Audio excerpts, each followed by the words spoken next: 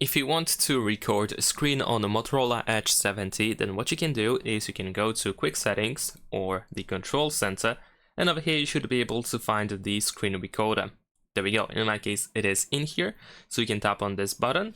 You can also choose if you want to record this screen or just one app, and you can choose what kind of sounds you want to include in the video. You can also toggle the camera and show the touch points if needed. And if you tap on record, then of course we have the countdown over here and here, and of course after the countdown we can now start recording. Well, we automatically start recording the screen.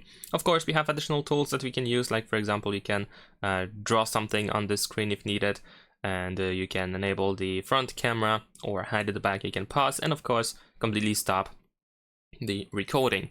Besides that, if you use the sidebar, then you can also use it in order to use the screen recorder essentially. So if we go ahead and go to settings of the sidebar, and if you switch to tools, you should be able to find the screen record option.